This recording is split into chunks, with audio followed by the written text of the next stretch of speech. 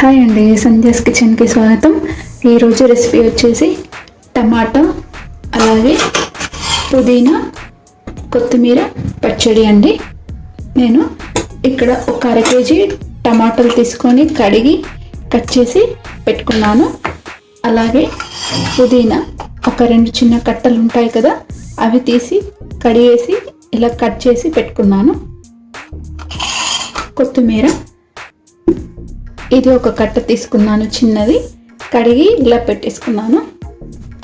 అలాగే పల్లీలు ఒక 1/2 కప్పు వరకు. ఇప్పుడు పచ్చిమిర్చి మన టేస్ట్కి సరిపడా. పాన్ పెట్టుకుందాము.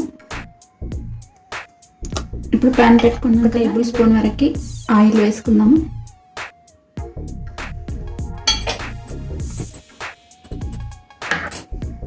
ఇప్పుడు ఒక 1/2 కప్పు పల్లీలు వేస్తున్నాను ఇందులో. ఇవి దోరగా వేయించుకోవాలి.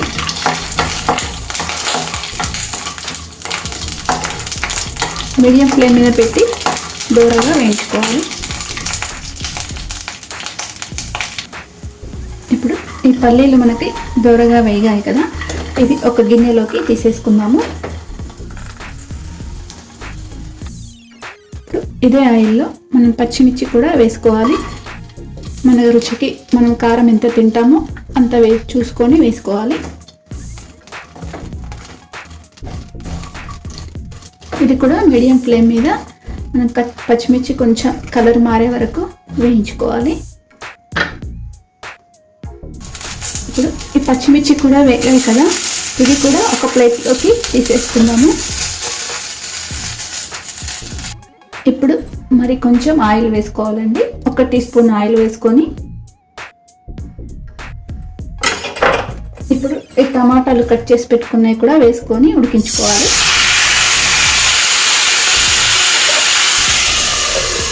ఇలా మూత పెట్టేసి 5 నిమిషాలు ఉడికించుకోవాలి. మధ్య మధ్య టమాటాలు కూడా మనకి ఉడికిపోయినాయి కదా, ఇవి కూడా ఒక ప్లేట్లోకి తీసేసుకుందాము.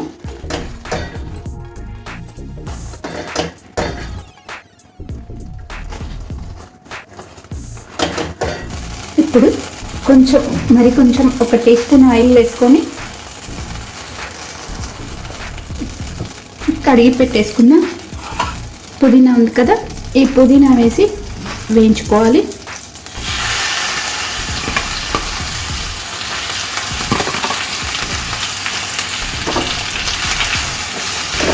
మీడియం ఫ్లేమ్ మీదనే ఇది కూడా వేయించుకోవాలి.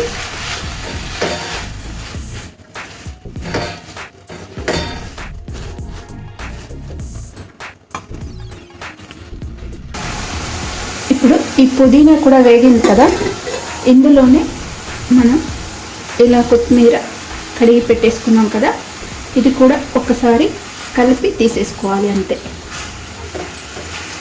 కొత్తిమీర ఎక్కువ కూడా వేయించుకోవాల్సిన అవసరం లేదు. ఇలా ఒకసారి కలిపేసి తీసేసుకోవాలి. మనం పుదీనా ఎంత వేసాం, 2 కట్టలు. చూడండి, మనకు ఆయిల్లో వేగేసరికి కొంచెం అయిపోయింది.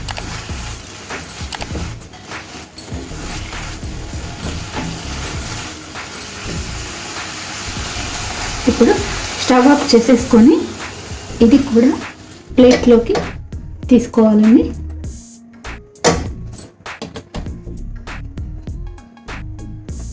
ఇలా కొత్తిమీర కాడలతో వేస్తే బాగుంటుంది.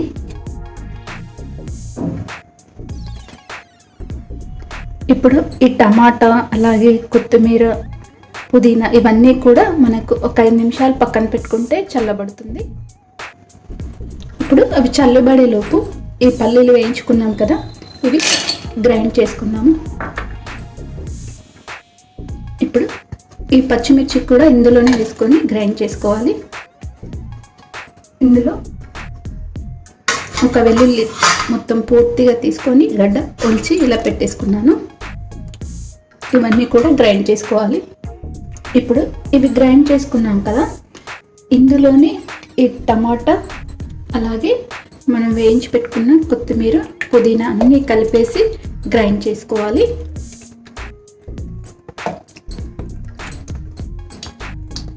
రోల్ ఉంటే రోట్లో దంచుకుంటే ఇంకా ఈ పచ్చడి చాలా బాగుంటుందండి.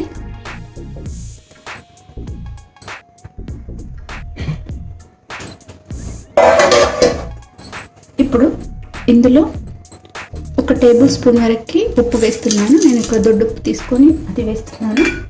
అలాగే చింతపండు కూడా వేసుకోవాలండి. మనం కొంచెం ఇంత చింతపండు వేసుకుంటే సరిపోతుంది.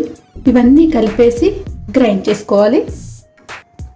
చూడండి, ఈ విధంగా గ్రైండ్ చేసుకోవాలి. మరీ మెత్తగా బరకగా ఉండే విధంగా గ్రైండ్ చేసుకోవాలి. ఇప్పుడు దీన్ని గిన్నెలోకి తీసేసుకుందాము. దీన్ని గిన్నెలోకి తీసుకొని తాలింపు వేసుకుందాము. ఇలా అయినా తినొచ్చు, తాలింపు వేసుకుంటే ఇంకా చాలా బాగుంటుంది.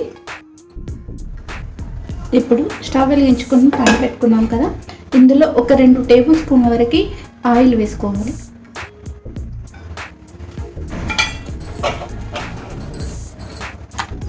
ఇప్పుడు ఆయిల్ వేడైంది కదా, ఇందులో 1/2 స్పూను ఆవాలు వేసుకుందాము.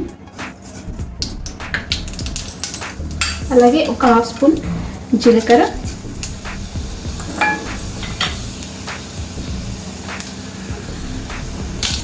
ఆవాలు కూడా చిటపటమన్నాయి కదా, స్టవ్ ఆఫ్ చేసేసుకున్నాము.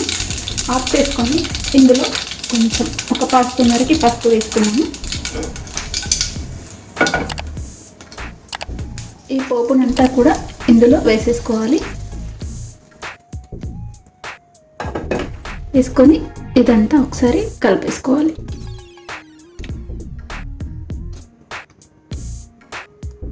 అంతేనండి, మన పుదీనా, టమాటా, కొత్తిమీర పచ్చడి రెడీ అయిపోయింది.